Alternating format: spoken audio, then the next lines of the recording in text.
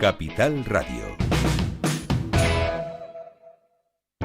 Para personas inquietas, Capital Radio. El remate, con Miguel Ángel González Suárez.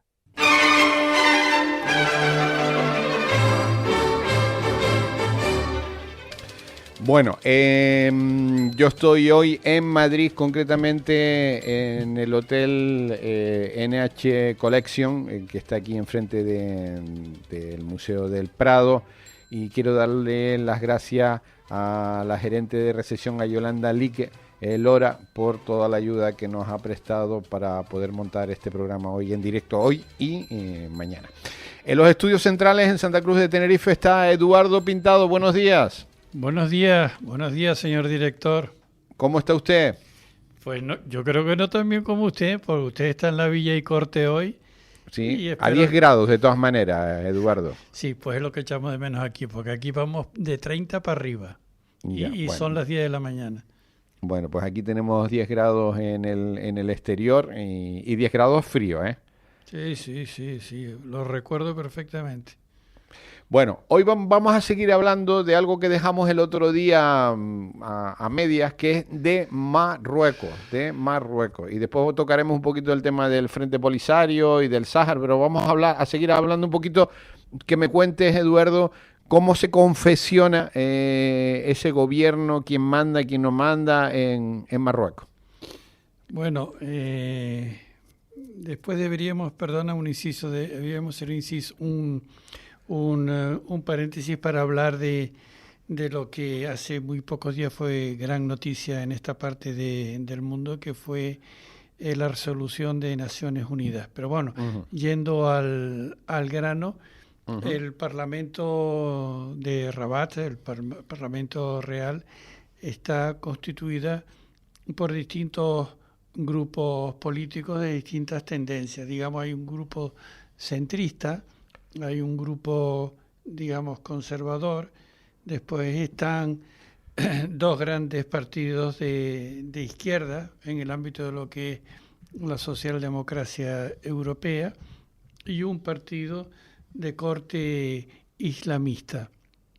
Actualmente en el gobierno, si recuerdo bien, en el gobierno están los tres grandes partidos de corte centrista, que son el Partido Nacional de Independientes, el Partido Autenticidad y Modernidad, que entre los dos tienen, creo recordar, sobre unos 200 diputados, y que a veces también es apoyado en temas puntuales por el Movimiento Popular, que tiene unos 30 o 28 diputados.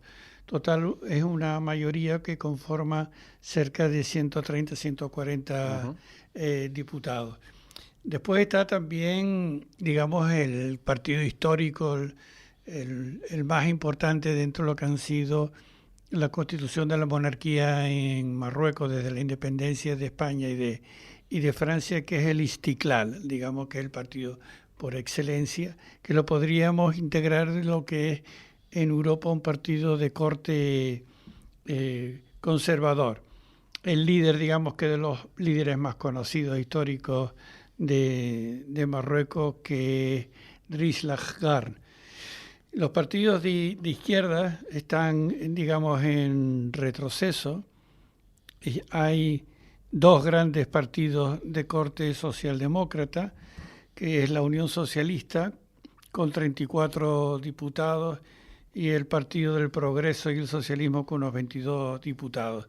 Y después, fuera de lo que son los conservadores y centristas y los partidos de corte socialdemócrata, hay un pequeño partido, pero no deja de ser importante, de corte de lo que llamaríamos en Europa los islamistas, que lo conforman ahora mismo 13 diputados, y el líder de ellos actualmente es Ohmani, ¿no? Bueno, que tiene mucho predicamento. Pero Eduardo, una pregunta. ¿En las elecciones en Marruecos hay libertad? O sea, ¿están bien hechas? ¿Hay garantías? Bueno, sí, sobre el papel y comparado dentro de su entorno, lo que son todos los países del norte de África, pues digamos es el país con más acento democrático. Otra cosa distinta, que son todos partidos muy cercanos a la corte, a la casa real. Son, digamos, monarquistas, son legitimistas y son muy leales al rey. Eso es un denominador común que los une a todos, pero prácticamente todos, excepto, ya te digo, ese pequeño grupo de islamistas, pero que apenas representan un 12% dentro del Parlamento. Hay mucho control por parte del gobierno central, por parte de la Casa Real, pero tampoco nos podríamos atrever a decir, como se oye en algunos círculos, que es un país donde el sistema democrático está muy, muy controlado, ¿no? No, existe una democracia y digamos que es muy, muy, muy vigilada, ¿no? Muy vigilada por el centro de poder de la Casa Real en Rabat. ¿Qué pinta la realeza en todo esto? Bueno, tiene, digamos, el símbolo de la independencia y de la lucha que mantuvieron contra las dos grandes potencias coloniales que fueron Francia y España, ¿no? Entonces, desde la época de Hassan y su padre Mohamed V, si recuerdo bien, llevan como bandera que fue gracias a la monarquía y sobre todo a Mohamed V que ellos alcanzaron su independencia, ¿no? Eso es una renta que hoy perdura todavía. ¿En qué se ha convertido esa renta? Pues no, una obediencia, si no ciega, muy, muy, muy, muy cercana a defender siempre los intereses de la corona. Pero que la corona manda, entonces. Sí, manda y mucho, tiene mucho acervo entre la población. No tanto como había hace 15 o 20 años, pero ellos tienen un sentido del patriotismo que lo vinculan puntual y concretamente con la corona. O sea, patriotismo es ser fiel a la corona. Y después el servicio suyo del Ministerio de Asuntos Exteriores de la corona aviva de vez en cuando siempre conflictos que tratan de vender a la opinión pública o hacer corriente de opinión a favor de la opinión pública de la grandeza y de la expansión territorial de Marruecos. Esos gestos puntuales en momentos muy concretos de supuestas debilidades de países limítrofes lo saben aprovechar muy bien, no solamente para su expansión territorial, sino también en favor de crear una corriente de opinión favorable a la corona. Y eso perdura prácticamente hasta hoy en día. Yo incluso diría que es una de sus principales estrategias, como hemos visto, por ejemplo, la semana pasada. ¿Hay control por parte del rey en los ministerios, en el Ministerio del Interior, en la policía, en el ejército?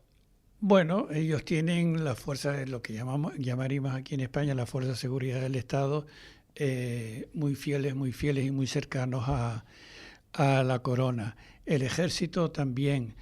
Solamente hubo un movimiento en los años 60 que prácticamente en 48 horas fue disuelto por la corona, ¿no? Y desde entonces el ejército siempre se ha mantenido fiel en base digamos, a esos factores exteriores, en base a fortalecer el propio ejército en la frontera con Argelia y años más tarde con el tema de la descolonización del Sahara.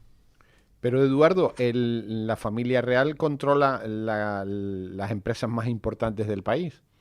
Sí, sí, digamos que en eso se diferencian de una forma importante de lo que es la realeza clásica, ortodoxa, occidental y democrática en Europa, ¿no? La familia real y sus grupos, digamos, de empresas, sus lobbies más bien, ¿no? Sus lobbies controlan sectores, no controlan, eso sería exagerar, participan en lo que han sido sectores estratégicos en el desarrollo de Marruecos en los últimos 50 años. Véase, por ejemplo, turismo, véase, por ejemplo, en la compañía aérea, en minería, véase en transporte y también en sectores vinculados con la agricultura de exportación. Digamos que tienen intereses en los 4 sectores estratégicos de la economía marroquí. Bueno, son casi propietarios de los sectores, eso. No, propietarios no. Hay una burguesía. Si hay algo que distingue, eso lo hemos hablado en otros programas, si algo distingue un poco a Rabat de otros países árabes, es que sí hay un sesgo de una minoría, de una burguesía de clase media muy bien asentada y vertebrada, cosa que se hace todavía de esperar en otros países árabes. O sea, en las grandes aglomeraciones de las grandes ciudades de Marruecos, Agadir, Casablanca, Tánger, Rabat, hay una vertebración social mínimamente equivalente a lo que existe en Europa, o sea, una clase media incipiente, que es la que realmente comparte y sostiene los intereses con la Casa Real. Porque, claro, después también hay gente, hay una clase baja bastante amplia. Sí, pero digamos que tiene unos sesgos parecidos en algunos casos a lo que ocurrió en algunos países del sur europeo en los años 50 y 60, que se vieron obligados grandes sectores, me refiero a Italia en la posguerra, España en la posguerra, Grecia, años 50, 60, a emigrar, ¿no? Entonces hay una fortísima emigración marroquí, sobre todo mayoritariamente en Francia y en Bélgica, digamos que son los 2 países que más acogen la inmigración marroquí, mucho más minoritaria en España. Eso es una salida, eso es una vía de escape, una vía de oxígeno para lo que todavía en Marruecos es un grave problema, que es la gran diferencia que hay en el ámbito de lo que son las clases sociales. Bueno, últimamente ha habido revueltas en el país. Sí. Es un levantamiento que ha habido motivado por un hecho puntual, creo yo, en una opinión muy particular. En esas operaciones de imagen exterior importantes que hace el Reino de Marruecos, o lo hacen también otros países árabes, ¿no? Pero en particular en este caso estamos hablando de Marruecos. Tú sabes que Marruecos se ha comprometido en la construcción de unas infraestructuras importantísimas cara al Mundial de fútbol, ¿no? Esas grandes manifestaciones que ha habido en contra de esas enormes infraestructuras para igualar a una potencia, ¿no? En ese sentido, como puede ser España, hace que se visualice por parte de grandes sectores de la juventud marroquí en lo que se consideran excesos en detrimento de necesidades en el ámbito de lo público.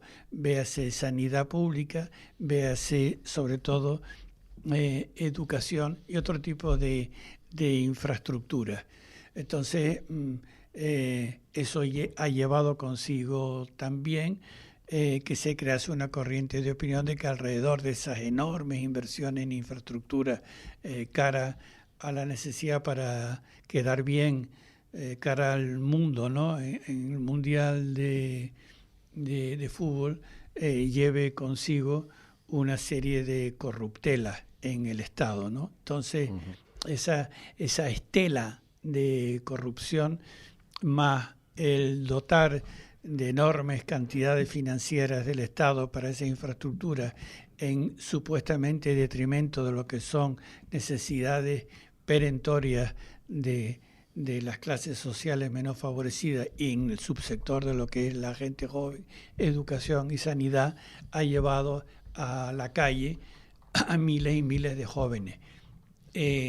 Yo creo que es un aviso importante al cual el rey inmediatamente, sensible e inteligentemente, se ha puesto a la cabeza para acallar y hacer distintas promesas, diciendo que al mismo tiempo que ese tipo de infraestructuras también se van a dotar de medios a lo que precisamente se le acusa que hay escasez, sobre todo en el tema de la sanidad y la educación.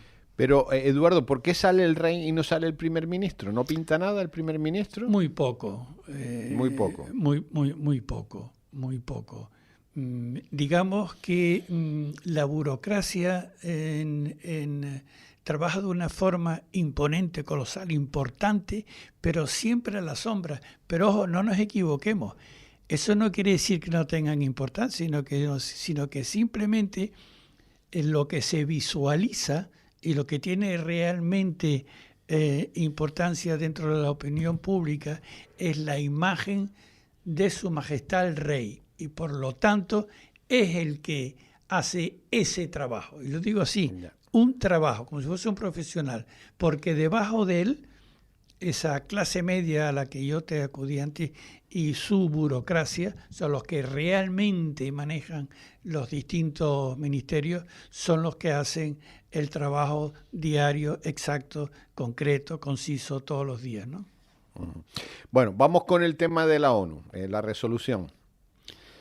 Bueno, eso es un tema que se veía venir, y yo por lo menos modestamente lo veía venir desde hace ya varios años, como la diplomacia marroquí, sin duda para mí la mejor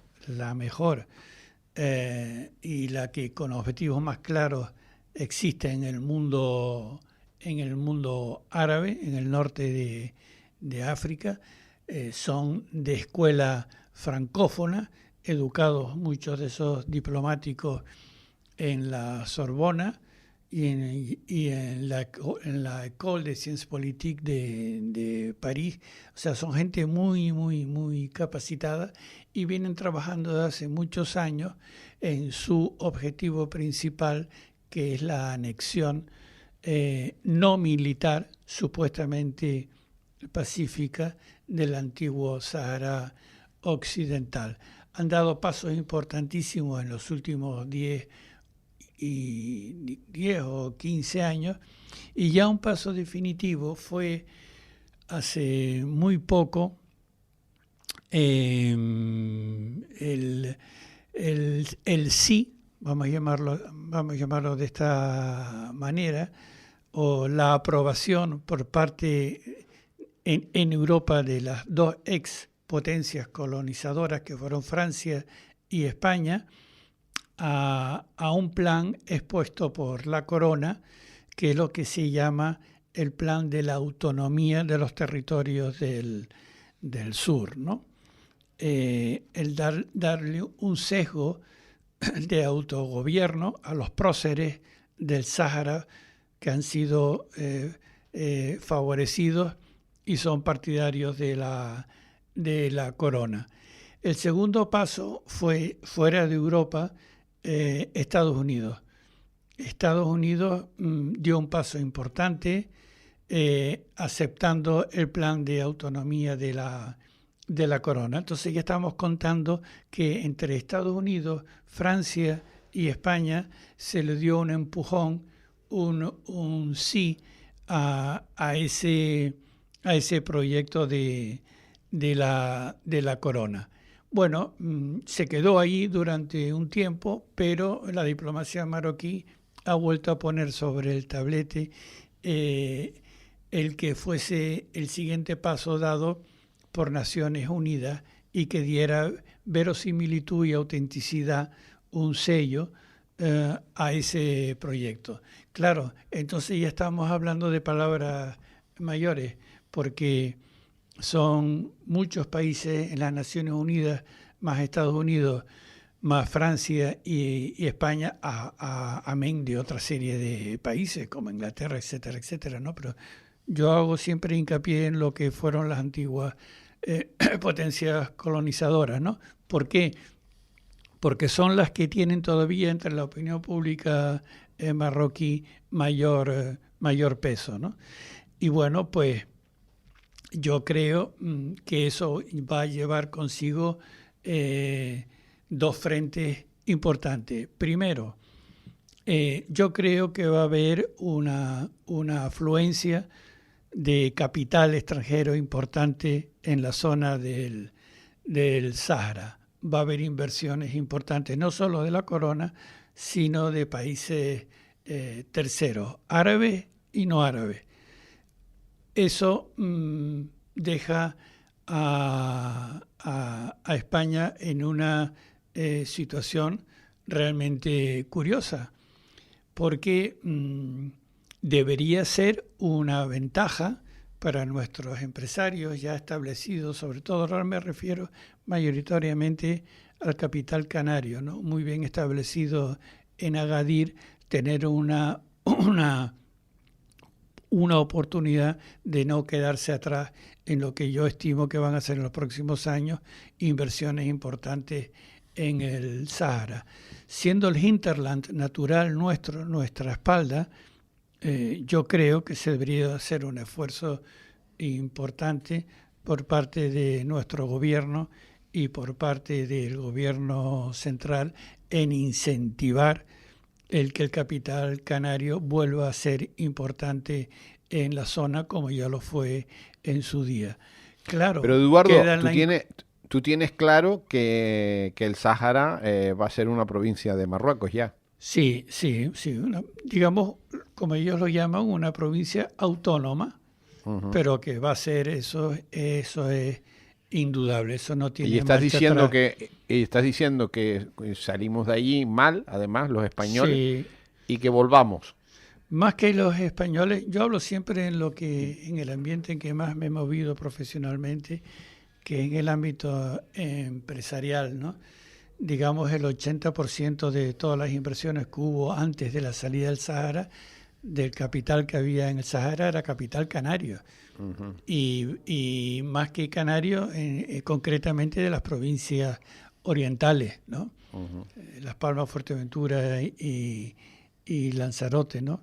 Tenían intereses muy importantes y que sufrieron un golpe durísimo con la descolonización, ¿no?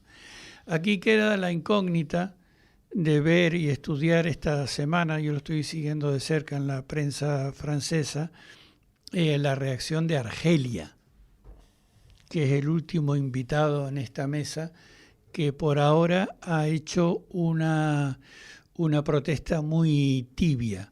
Bien es cierto que en el texto de Naciones Unidas también se habla y se puntualiza que también debería ser respetado el derecho a la autodeterminación.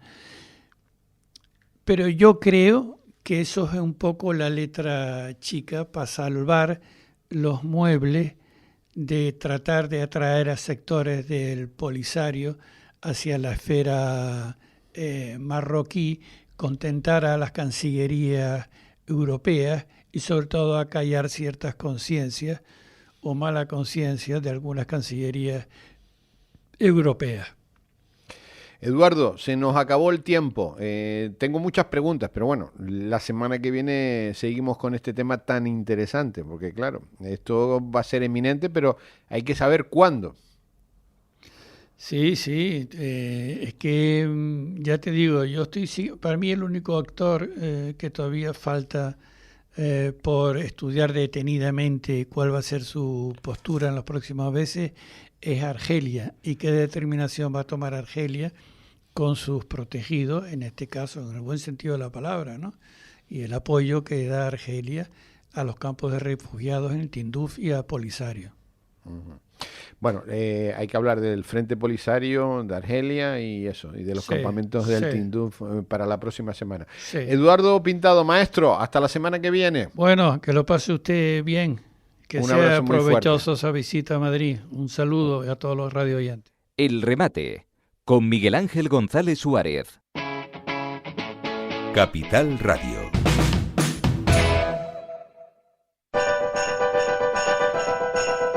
En la 10 Capital Radio creemos que la verdadera magia de la Navidad está en compartir sueños. Por eso, este año hemos elegido para ti el número 93.474, un décimo del Gato Negro, la administración más premiada de Canarias. Porque cuando la suerte llama, ¿no es mejor que nos encuentre juntos? Únete a la familia de la 10 Capital Radio. Comparte nuestra ilusión, comparte nuestra suerte, comparte nuestro número, 93.474. Y si este año toca aquí, la 10 Capital Radio. Tu voz, tu suerte, tu Navidad. Vente por aquí, que tienes tu número.